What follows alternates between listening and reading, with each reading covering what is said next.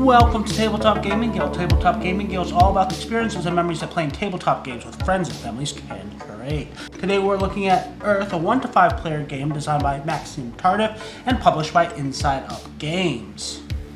Earth is an environmentally themed engine building game with a follow mechanic. What that means is on your turn you'll be taking one of 4 actions, then triggering any cards you have in front of you that relate to that action. All other players get a lesser version of that same action and also get to trigger any cards in front of them that relate to that action. This all serves to gather resources such as compost, soil, sprouts, tree growth, and strive for private and public objectives, all of which at the end of the game are worth points. To set up Earth, you're first going to want to decide whether you're playing a beginner, standard, or advanced game. If you're playing with the basic game, you're going to be using this side of the public board, in which you're going to only have 4 fauna cards as public objectives, all of which are worth the same number of points regardless of when you accomplish them. You also have access to a bonus 7 points for anybody who completes their environment, aka their 4x4 grid of cards. You also not have any private objectives in a beginner game. In the standard or advanced game, you will use the opposite side of this board, in which case you're going to have 4 fauna public objectives that are going to have decreasing values for each subsequent person who completes one. So being the first to complete an objective is very important. You'll also have 2 public ecosystem objectives as well as 1 private objective each. Each player is dealt an island and a climate card. If you're playing advanced game, 2 each. And if you're playing a beginner game, you won't get any private objectives, aka environment cards. Basic, you'll get 1. Advanced game, you'll get 2 dealt to you to choose from. From all those cards dealt to you, you will choose 1 of each, and looking at both sides, choose which side you want to use. You also randomly decide who the start player is and give them the start player token and the active player marker. The active player marker moves from turn to turn, but the first player marker will never move. Throughout the game, you may want to pay attention to your player aid. It has various symbols for resources and what they mean, as well as symbols on endgame scoring cards. Let's look at each type of card that you've just acquired. Fauna cards all require you to have a certain number of cards of specific types, such as this Arctic fox that requires you to have 8 or more cards of a winter habitat, so basically with having the snowflake symbol on them. These objectives can be completed at any time, even if it's not on your turn. If multiple people complete an objective on the same turn, tiebreaker is nearest to active player. Once you've completed these objectives, you can never lose them, so if you no longer fulfill the requirements, it doesn't matter, you've already completed the objective. Ecosystem cards, whether they're public or private objectives, typically require you to have a certain number of resources on cards or specific formation of cards. They are only scored at the end of the game, so you need to make sure at the very end of the game you are still fulfilling this objective. On your personal board, you'll have your island, climate, and private objective ecosystem card. The island cards are double-sided, so you can choose which side you want to use. They have an inherent point value as well as some starting symbols. On the bottom, you'll notice they have your starting resources, so how many cards you get to draw. Of those cards, how many you have to discard, but discards go in your compost and are worth points, and it also are resources that you can spend. You also have a starting soil, which again is resources you can spend.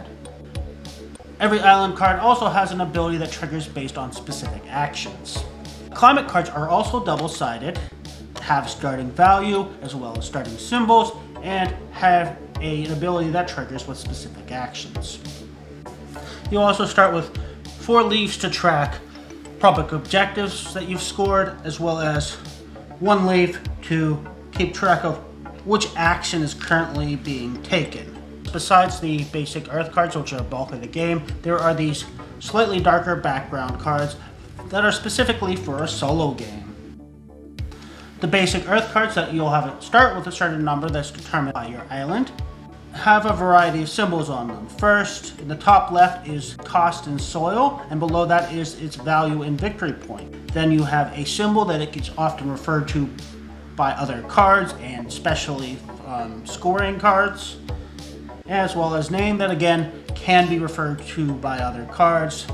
It'll also have various environment symbols, as well as it may have a space for growing trees as well as sprouting seeds. They all will have one or two triggers that trigger according to certain actions. Some of them will have a multicolored banner that indicates those that the actions trigger whether you're taking a brown, teal, or yellow action. Cards that trigger with green actions are significantly rarer. If any card has a colon on it, you must pay the indicated cost to the left of the colon to get the reward on the right. There are also event cards in this deck, which are one-time actions that can be taken at any time, whether it's your turn or not. These have a victory point value that can be in the negative, as well as an instant effect. Event cards, when played, go on your player board in the events card space. Any card with a brown effect, these cards can often have ongoing effects or have endgame scoring. So that should cover all the card types. Let's get into the actual turn.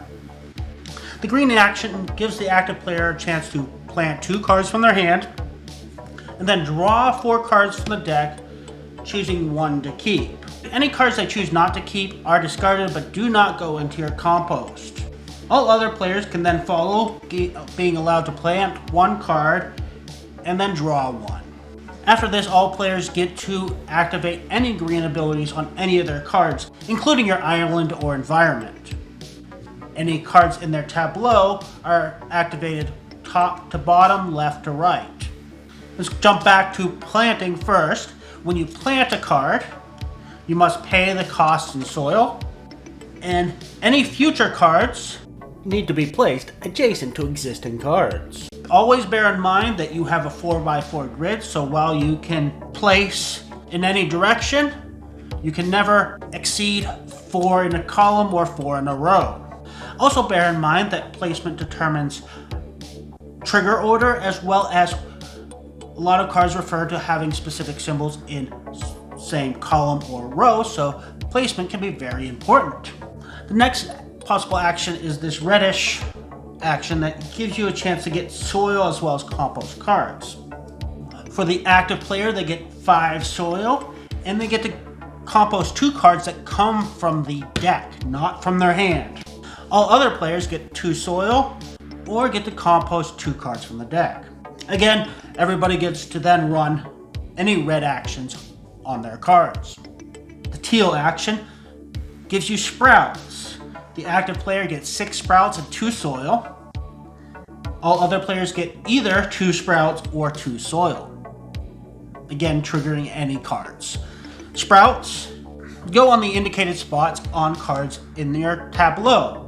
However, if you do not have space on any cards, you cannot gain those sprouts. The final action allows you to draw cards as well as grow trees. The active player gets to draw 4 cards as well as to complete 2 tree growths. All other players can either draw 2 cards or grow 2 trees. When you grow a tree, for example on this card that has an indicator value of 5, you would continue to grow using the generic trunks sections until you're 1 short of the max. The last placement is capped with a canopy of your color, indicating this tree can grow no further. There are various ways to spend trunks, and obviously you would spend your canopy cover first, which will allow you to continue growing again. Bear in mind at the end of the game, a fully grown tree has the value on the right side beside the tree. However, if it's not fully grown, you only get 1 point per section, so it's in your best interest to complete tree growths. Finally, the game end is triggered once somebody has placed their 16th card in their 4x4 grid. The game then continues until all players have played the same number of turns, hence the first player marker staying where it is. For completing your 4x4 grid, there is a bonus of 7 points. However, only 1 person can earn this, so if multiple people completed on the same turn, the tiebreaker would be nearest to active player. At the end of the game, pretty much everything scores. First off, you get the base value of all cards in your tableau, as well as your island and climate cards. Next, you'd get the base value of all event cards you've played. 1 point for all cards in your compost pile, 1 point for each sprout on cards, 1 point for every trunk in an incomplete tree, or if the tree is complete, you would get the value printed on the card. Points scored from terrain cards, points from private and public ecosystem goal cards, and points scored from fauna cards throughout the game. Finally, you would total up the score, and whoever has the most points wins the game. Thank you again for watching. Please join us again on YouTube, Twitch, Instagram, and other social medias. And please don't forget to like and subscribe.